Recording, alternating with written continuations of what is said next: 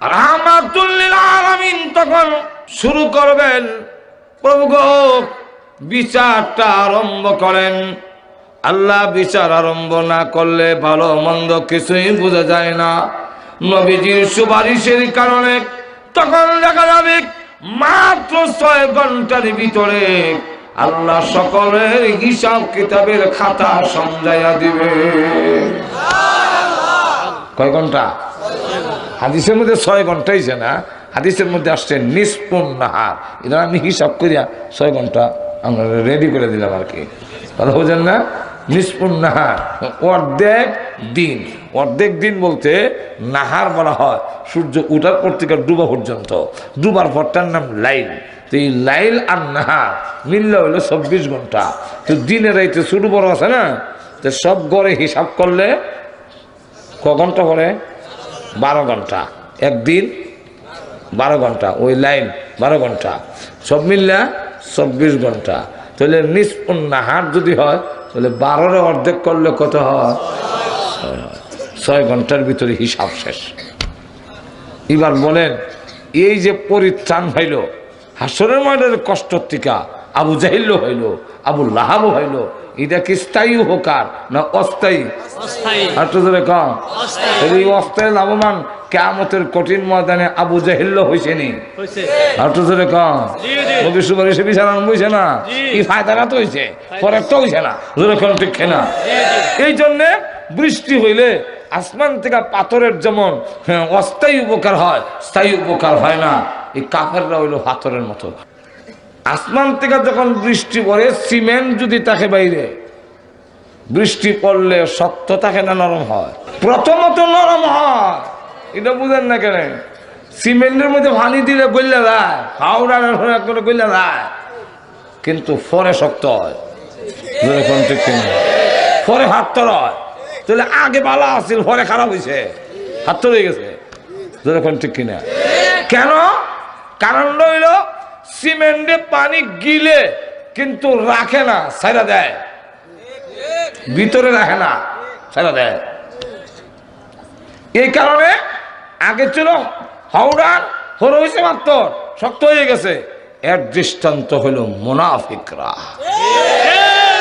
আর একটু জোরে বলেন, মুনাফিকরা রাসূলকে গিলে কিন্তু ভিতরে রাখে না, উগলায় ছেড়ে দেয়। এই কারণে কাফেরের চাইতে আরো শক্ত হয়ে যায়।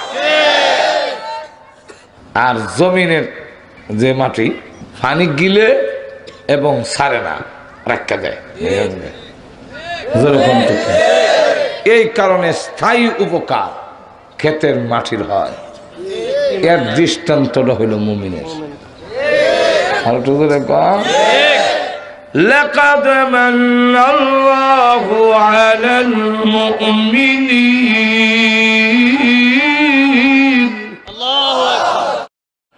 আর কোরআনে যত মুমিনিন কইছে, এর অধিকাংশ মুফাসসিরে কেরামের রায় হইল সাহাবায়ে কেরাম। কারণ এর প্রথম মিসদাক, প্রথম এর হইল সাহাবায়ে কেরাম। যখন কারা? সাহাবায়ে কেরাম। আর তো যখন সাহাবায়ে কেরাম সত্যিকারের মুমিন ছিলেন, আমরা সত্যিকারের মুমিন না, বেজাল মুমিন। আর তো যখন আমেরিকাতে কিছুদিন আগে হামলা হয়েছে, টর্নেডো, ফিরাইতে পারছে না, এত বড় শক্তি ফিরাইতে পারে না। কিন্তু মদিনায় একবার টর্নেডো আয়া আসতেছে, উমর যখন জানতে পারলেন টর্নেডো আসতেছে, দইরা মাঠে গেলেন, গিয়ে হাত দিয়া ইশারা দিয়ে বলেন থামো। আর একটু জোরে থামো। সঙ্গে সঙ্গে টর্নেডো থেমে গেছে। আর একটু জোরে কর না। ওমর রাদিয়াল্লাহু আনহু সামনে যায়, টর্নেডো পিছে যায়। উনি সামনে যায়, টর্নেডো পিছে যায়। এখন এইভাবে নিতে নিতে পিছনের দিকে তাড়াইয়া পরে এক জঙ্গলের দিকে, পাহাড়ের দিকে আঙ্গুল দিয়ে ইশারা দেখা, ওই পাহাড়ে দিয়ে চলে যা, কোন দেশের জনগণের বস্তিতে ঘর বাড়ি ভাঙবি না।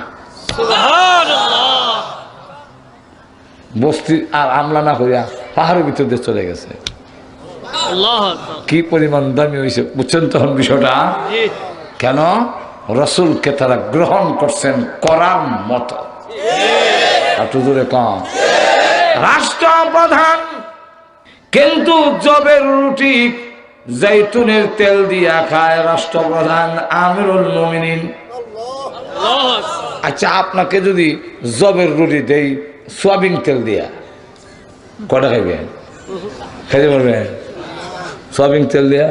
আচ্ছা না, বড় করে একটা কোনো খেয়ে নিলেন, এর বেশি খাইতে পারবেন? পেটের বুকের ছুটে হয়তো কিছু সাবাইয়া গিল্লা খানে খাই নিলেন। আমিরুল মুমিনিন জবের রুটি, গমের না, জবের রুটি জৈতুনের তেল দিয়া খায়, কঙ্কাল হয়ে গেছে, উমরের হাড্ডি গোনা যায়। সকলেই কয় উমর যদি এইভাবে চলতে দেখে বেশি দিন থাকবে না, শেষ হয়ে যাবে। তো ওনাকে কে বলবে পর্যাপ্ত পরিমাণে ঘম পাওয়া যায়, পর্যাপ্ত পরিমাণে মহন গোস্ত পাওয়া যায়, তো জৈতুনের তেল দিয়া না খাইয়া গোস্ত দিয়া যদি খান তাহলে তো একটু ভালো হইতো। এই কথাটা বলতে তো কেউ সাহস পায় না। মিস্টার ইবলিস উমর যে ফদ দেওয়া যায় এটা তো যায় না, মিস্টার ইবলিস ওই। আল্লাহ রসুল বলেন উমর তোমাকে দেখলে মিস্টার ইবলিসও ভয় পায়। এই রাস্তা দিয়ে শয়তান যায় না, উমর আইতাছে আমি নাই। কথাটা বুঝে?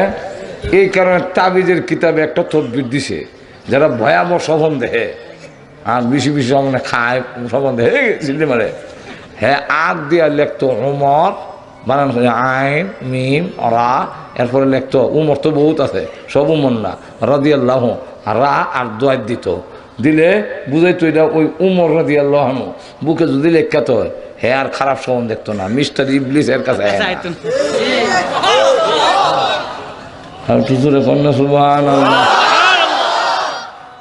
কে বলবে? সকলে মিললে হয় ওনার মেয়েকে বলি, ওনার মেয়ে যদি ওনার মেয়ে কিন্তু ফদে বড়, বিশ্ব নবীর আদরের স্ত্রী উম্মাহাতুল মুমিনিন হযরত হাফসা রাদিয়াল্লাহু আনহা, ওনার কাছে যাই, ওনারে গিয়ে ফাটাই। তো ওনাদের সকলে কইয়া আপনার আব্বারে গিয়ে এখন দেশে গম অভাব নাই, গোস্তের অভাব নাই, এখন খাইলে কোনো সমস্যা না, অসুবিধা কি? তো উনি গিয়ে আব্বা দেশের স্বার্থে, জনগণের স্বার্থে, ইসলামের স্বার্থে স্বাস্থ্যের তো দরকার, পর্যাপ্ত পরিমাণে গম পাওয়া যায়, গোস্ত পাওয়া যায়, একটু খাইতেন যদি। কইতে দিয়েছে উমর কান্দা শুরু করতে দিয়েছে। আব্বা আমরা কাঁদছেন কেন? মা জীবনে কোনোদিন কল্পনা করি নাই গো তোমার কাছ থেকে এই কথা আমি শুনবো। হ্যাঁ মা, তুমি না বিশ্ব নবীর আদরের স্ত্রী, ও মা তুমি বলো গো আমার নবীজি কি খাইতেন? আম্মা জান হাফসা রাদিয়াল্লাহু আনহা বলেন, হ্যাঁ আব্বা আমি নিজে দেখেছি বিশ্ব নবী জবের রুটি জৈতুনের তেল দিয়ে খেতেন। ওমর বলেন মা গো কঙ্কাল কেন? আল্লাহর কসম আমার প্রাণ যদি চলেও যায় আমি নবীর তরিকা থেকে 1 ইঞ্চিও নড়তে পারবো না। তারা নবীকে গ্রহণ করেছিলেন সঠিকভাবে, এই কারণে তারা দুনিয়া এবং আখিরাতেও দামি। রাসূল বলেন জান্নাতের ভিতরে গেলাম, সুন্দর বালাখানা দেখে আকর্ষণ যখন হয়ে গেল, এত সুন্দর বালাখানা আমি দেখে আশ্চর্য হয়ে গেলাম, নবীকে আকর্ষণ করে ফেলেছে। বুঝতেছেন তো বিষয়টা কত আকর্ষণীয়, দামি দামি পাথর কারুকার্য। রাসূল 1 কদম 2 কদম বিল্ডিং এর দিকে যায়, ফেরেশতারা বলেন ওগো নবী ঘরটা কার জানেন? রাসূল বলেন কার জন্য বানাইছেন? আল্লাহ।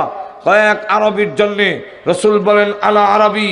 তখন ফেরেশতারা বলেন এক কুরাইশের জন্যে।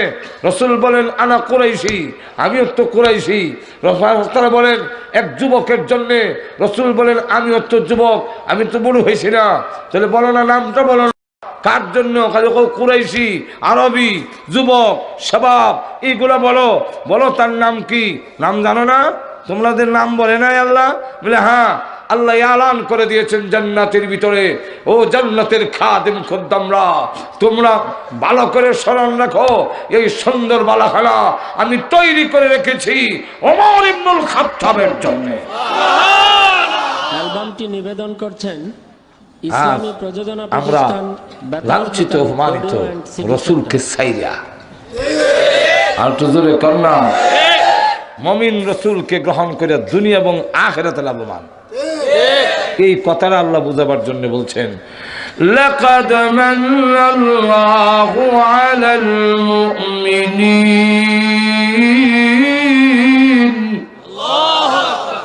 মুমিনদের উপরে ইহসান। ওয়ামা আরসালনাকা ইল্লা রাহমাতাল লিল আলামিন।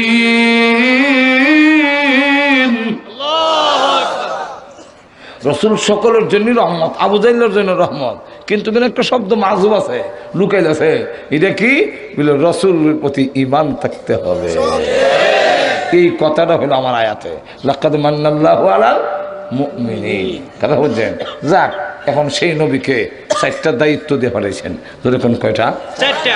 আর তো ধরে এর মধ্যে প্রথম নম্বর, ইয়াতুলু আলাইহিম আয়াতিহি, আল্লাহু আকবার, কোরআন তেলাওয়াত করেন। তেলাওয়াতকারীরাও লাভবান হবে। হাদিস আইছে জান্নাতের ভিতরে আল্লাহ বলবেন, ইউকালু লিসাহিবিল কোরআন, কোরআনওয়ালা হাফিজুল কোরআন কইছে না, সাহিবিল কোরআন, লিসাহিবিল কোরআন ইউকালা, বলা হবে। বুঝলেন না? লিসাহিবিল কোরআন, হাফিজুল কোরআন কইলে না, হাফিজ সাহেব আলগা করতাম। সাহেবের কোরআন, কোরআনওয়ালা, যে জাগির দেয় হেও কোরআনওয়ালা, যে টাকা দেয় হেও কোরআনওয়ালা, যে 1 বস্তা চাউল দেয় হেও কোরআনওয়ালা। তখন আল্লাহ কোরআনওয়ালা বলবো ইকরা, বলে আমি যে পড়তাম জানি না, বলে ওই সময় অটোমেটিক তুমি পড়তে জানবা, জবান দিয়ে বের হবে। ইকরা, পড়ো, ওয়ার্তাকে, আর চলো।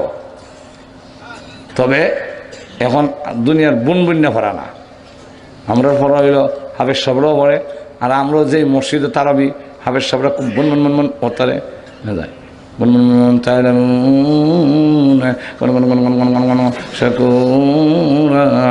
একবার এখানে গিয়ে দেখবেন মুসল্লি বেশি।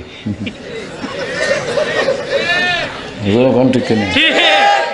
ওরা তিল, তার তিলের সাথে পড়ো, কামা কুনতা তুরাত্তিলু ফিদ দুনিয়া, দুনিয়া যেভাবে পড়ছিল এইভাবে তোমার পড়া যেখানে শেষ হইব বাসস্থানে গেল যাও। এখন আলহামদুসুরাও যদি আপনি ফেলে থেকে থাকেন 30 পারা পড়া লাগবে এমন কথা না, আপনি আলহামদুলিল্লাহ আর পারি না, আল্লাহ আর পারি না, তা আপনার 7টা তালার স্বর্ণের তৈরি 7টা তালার মালিক। তাহলে যে হাতে আসরা জানে সেও গর্বিত। কে বলছে সার্টিফিকেট নাই কি করে খাইবে? আর তো জোরে কন্যা, আরো জোরে। যারা বলে কওমি মা করলে কি হইব, বলে আলহামদুলিল্লাহ শিখতে হলো লাভবান। জোরে কণ্ঠে খেয়া ঠিক না? আলহামদুলিল্লাহ বললেও আপনার ছেলেকে কৌদুর কি বানাইলেন? একটা আমারও কয় কৌদুর একটা ছেলে আলহামদুলিল্লাহ 3 ছেলে, 3 জনে হাফেজ। তখন 3 কৌদুর একটারে ডাক্তার ডাক্তার হলে কি দিব, কি হবে বলেন? হ্যাঁ ডাক্তার হলে আমার কি হইল? জোরে কণ্ঠে কিনে হে কি হইল, হে কি হইল? ডাক্তার হইয়া কিছু কামাই করলো, পয়সার অভাব নাই, এখন খাইবার টাইম নেই, ঘুমবার টাইম নেই, ফ্যান ফুরে দেখাই দিক দে ভাইয়া, এটা বানবার টাইম নেই। অনেক ডাক্তার রেখে দেখি কাপড় ফুরিতে বানবার টাইম নেই, ব্যস্ততা। কথা বলছেন না? জমা করলো, মার্কেট করলো, বাড়ি করলো, তো ডাক্তার সাহেবের কি হইলো? মরে যাবে সময় তো শূন্য হাতে। আর যে আলহামদুলিল্লাহ জানে 30 পারা কোরআন জানলে তো শুকুর আলহামদুলিল্লাহ। সব দুনিয়ার বিল্ডিং, দুনিয়ার সব ফালাইয়ে গেল, কিন্তু আখিরাতের বিল্ডিং 6666 তালার মালিক হইয়া মরতাছে। যেরকম ঠিক কিনে পড়ো আসলে। والشمس وضحاها والقمر إذا تلاها করবে আর কম্পিউটারের মতো অটোমেটিক দেখা যায় তালা খালি 4 নম্বর মানে দৌড়ে উঠতেছে তালা। আল্লাহু আকবার। যা কোরআন তেলাওয়াত করো, তেলাওয়াত বুঝো আর না বুঝবো, বুঝলে আলহামদুলিল্লাহ, বুঝতে পারলে আলহামদুলিল্লাহ, কিন্তু বুঝো আর না বুঝো সব ঠিক আছে, অ্যাকশন ঠিক আছে। হাঁটু ধরে কেন বুঝতে পারলে আলহামদুলিল্লাহ, শুকুর আলহামদুলিল্লাহ, কিন্তু না বুঝলে তো হবে না তা না, তবে শর্ত দুইটা। দুইটা আমার কথা না, আল্লাহ বলছেন, বলবো الذين آتيناهم الكتاب, যাদের কিতাব দিছি তার জন্য শর্ত হইল ইয়াতুলুনাহু হাক্কা তিলাওয়াতি। 1 নম্বর শর্ত হইল তেলাওয়াতের হক আদায় করে পড়তে হবে, সহি শুদ্ধ করে পড়তে হবে। এটা ধরে কেন না, আমরা কাজ হয় না, গিয়া দেখি যা একটা পড়া এরকম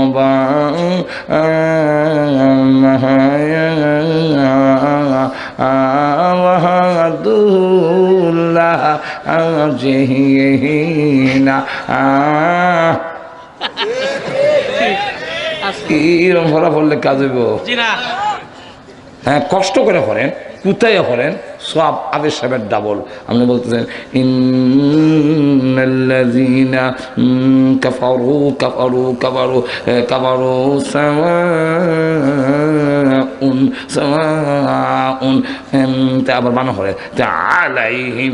কোথায় কোথায় যদি পড়ে, আল্লাহ রাসূল বলছেন হাফেজে কোরআন থেকে তোমার সব ডাবল সব হইব,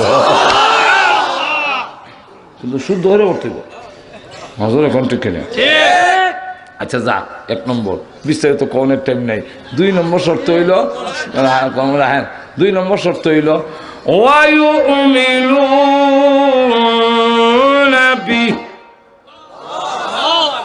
আল্লাহ কালামের প্রতি তোমার ঈমান থাকতে হবে। এখন ঠিক নেই? ও হয় না, হয়নি না, হয় না, হয়নি না, হয় না, ভাই না, না ভাই বইরে খেতে হইব না, এটা হলে তোমার ভেটাটা পড়বই। অবশ্যই আল্লাহর কালাম ইমান থাকতে হবে। একবারে তেলাওয়াত করে বুঝে না, পরে পড়তে পারে না, কই এ মেরে মৌলা কা কালাম হায় আর সচ হায়, সত্য।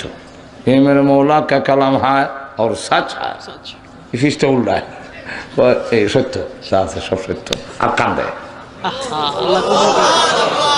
মরছে পরে কবরে রাখছে, যে আমরা কবর দাফন করতে গেছি, জরুরি জিনিস কবর হয়ে আছে গা, এমন মাটি সরাইছে, এইগুলো আনতো, দেখে কবরে ফুলের বাগান, মেশকে আম্বরের বাগান। আল্লাহ তার কবরের জান্নাতের বাগান বানাই দিয়েছে। বুঝো আর না বুঝো তেলাওয়াতের সব, যারা কেউ বুঝে না, বলে না বুঝলে সব নাই, এটা হইল মূর্খ পণ্ডিত। একটু ধরে কম, কোরআনের অনেক আয়াত আছে পৃথিবীর কোনো আলেমও বুঝে না। আল্লাহ কোরআনে বলছেন আলিফ লাম